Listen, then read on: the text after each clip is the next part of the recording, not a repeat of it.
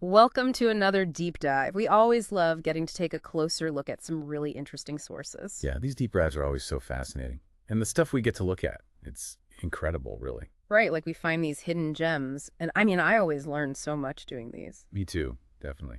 So should we tell everyone what we're diving into this time? Absolutely. So today we're taking a look at this text from March 22, 2025. It's the This one's got some really unique ideas in it, that's for sure. And I'm really curious to see what everyone thinks about it. Oh yeah, it's definitely thought-provoking. Like some Yeah, of the stuff about the wonder of the world and time moving in cycles and, how we can change on like a spiritual level. It's pretty mind-blowing. yeah. It really gets you thinking, doesn't it? Big time. Okay, so should we start with this wonder of the world concept? Yeah, let's jump into that. Okay, so most people, when they hear Wonder of the World, they think of, like big famous landmarks, right? Like the Seven Wonders and all that. But here, it's talking about something totally different. Right, it's like not a physical thing at all, really. Like it talks about this parallel, an otherworldly father creating a wonder that is heaven. And what's even more wild is that it says we're supposed to be the masters of this heaven. It's definitely not the typical tourist destination, is it? Not at all. And, it even goes as far as saying those typical wonders, like those big landmarks, they actually bring hesha, which is sorrow. It's like a total flip. Yeah, it really turns the idea on its head, doesn't it? Totally. It says that the real wonder is hesha, Ram, who it calls the father. And that heaven, this real wonder of the world, was actually here in part, which is India. It says it was like a diamond. So it makes you think about the way we usually see things. We kind of think of wonders as these fixed, physical things. But this is suggesting a wonder that's more like a state of being, like a time when things were pure and everyone was happy. And maybe, just maybe, we can get back to that. I love that. Like the idea that it's not just something to look at, but something to experience. Exactly. It's about potential, right? And maybe even like returning to something that's been lost. Totally. It's not just history, it's like hope for the future. Okay, so moving on from the wonder, the text also talks about this really interesting concept of the soul's journey. Yeah. Like how it changes and transforms through different births. Oh, right. The whole cycle thing. Yeah, exactly. So basically it says that each soul starts out in this Sadopradhan state, which is like the most elevated state possible. It's pure bliss. And at that point, the soul is Sri Krishna. But then over 84 births, it gradually goes down to this Tamo Pradhan state, which is like the opposite, the most degraded state. So the big takeaway here is that we're not on this straight path of, just getting better and better. It's more like a cycle where we go up and down, up and down. But the idea is that we can remember that elevated state and find our way back to it. What do you think about that? I think it makes a lot of sense, actually. When you look at history and even just like life in general, it doesn't always feel like we're making progress, does it? No, not always. It feels like we keep making the same mistakes over and over again. But maybe knowing about this cycle can help us break free from those patterns. Right. It's like if we know we're going to fall, we can at least try to prepare for it and maybe even learn to fall more gracefully. Exactly. Okay, so another interesting thing about this cycle is that even our names change as we go through it. The text says that right now the soul is called Brahma. But then eventually it will become Vishnu or Krishna again. It's like this never-ending loop. Yes, as Brahma becomes Vishnu, Vishnu becomes Brahma. It's like, think of a plant. It starts as a seed, grows into a plant, produces more seeds, and then those seeds grow into new plants. It's always changing, but it's all part of the same process. Wow, that's a great analogy. I can really see that.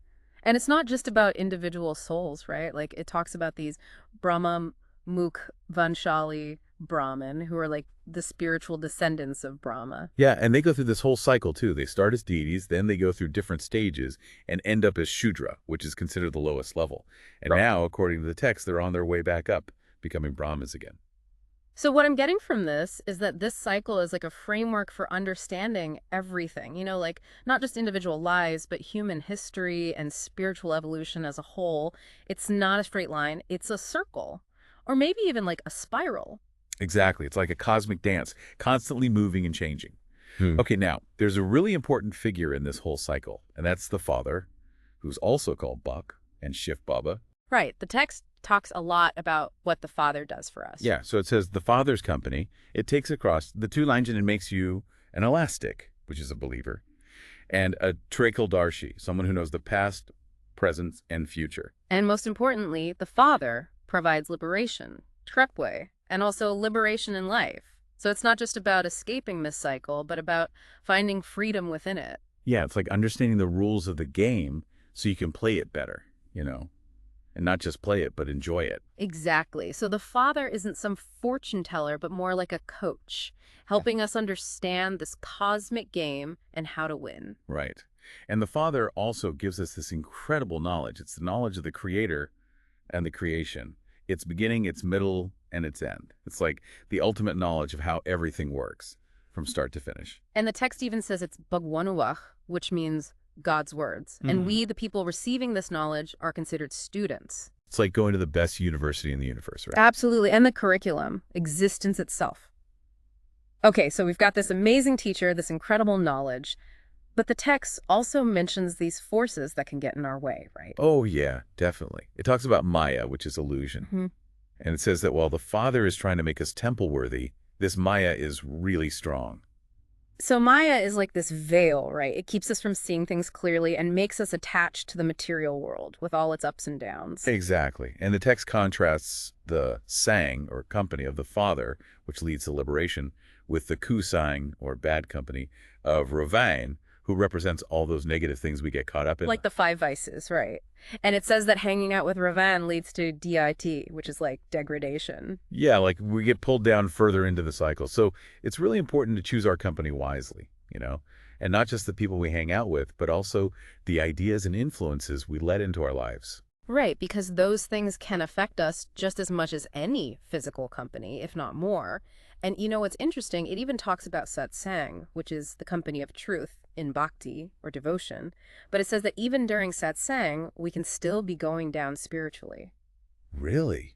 Wow, I didn't think of that. So it's saying even if we're surrounded by good people and good teachings, we can still be making the wrong choices. And it really emphasizes that true sadgati, which is like elevation and salvation, only comes from the Father's company. So it's not just about being good, it's about connecting with the source. It's like there are different levels of good, right? Yeah. And the Father is showing us the highest level. Absolutely. Okay, so another really important idea in this text is dehi akimani, which means soul consciousness. Yeah, and this is where things get really personal. The Father actually clarifies that he's not omnipresent, like he's not everywhere at once. Oh, right. Because people often have that misconception, don't they? They think of God as being all-seeing and all-knowing in that very literal sense. Exactly. And then there's this saying, through your grace there is abundant happiness. But the Father says that refers to a past state, not the present. Because right now, the world is full of yai, which is sorrow. So there was a time when there was true happiness, but it's gone now. And the way to get it back is through becoming Bihayafimani, soul conscious. Yeah, because the text says the aviman, which is body consciousness, leads to a fall. It's like if we identify too much with our physical bodies, we forget who we really are. We forget that we're souls, and we get caught up in all the drama of the material world. So the key is to shift our focus from the body to the soul. Right. And that's how we move from the state of sorrow back to that state of truth and happiness that the text talks about. But it's not easy, is it? Like we're so used to thinking of ourselves as our bodies. No, it's definitely a challenge, but the text says it's possible.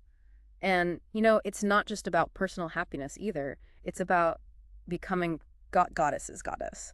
Now that's a bold goal. Right. It says the whole purpose of the Father's teachings is to help us conquer the vices and become Jagat-jit, world conquerors, and ultimately to become like God.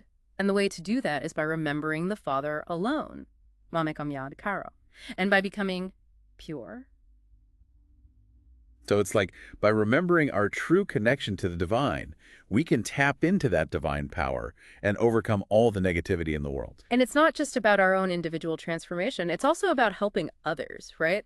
The text talks about being ramdil, which is compassionate, and engaging in service by sharing this knowledge with others who are experiencing sorrow. It's like once we start to climb out of that darkness, we need to reach back and help others up too. Exactly. It's not enough to just save ourselves. We have to share the light, Okay, now there's one term that might be a little confusing for some people. Jani Jananhar, which means knower of all. Oh, yeah. Some people might think that means like knowing everything about everyone. But the text clarifies that. It says it's not about knowing everyone's thoughts and feelings, but about knowing the beginning, the middle, and the end of the creation. It's about understanding the whole cosmic picture. Yeah, like knowing how the universe works from start to finish. And also it's about knowing how to help people who are casaconically degraded in their actions to make pokaconic elevated actions. And to liberate them from the pase, which is like being tied down by the consequences of their past actions. So it's not mind reading. It's more like cosmic wisdom and knowing how to use that wisdom to help others. Right. And it says this knowledge is being given to us, the children, so we can become free from all sins and reach a marlock, which is the immortal abode. Wow. That's a pretty big responsibility, isn't it? It is. But it's also an incredible opportunity, to not only transform ourselves, but to help transform the world. Now, moving on, there's something called avyakt isher, which are like unspoken directions. And these directions emphasize the importance of hopan, which is truth, which is civility. Yeah, and it's interesting how it links those two things together. It says that you shouldn't try to prove you're truthful by being uncivil.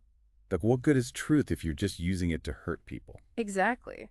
And it says that the true sign of civility is avaifaiha, which means humility.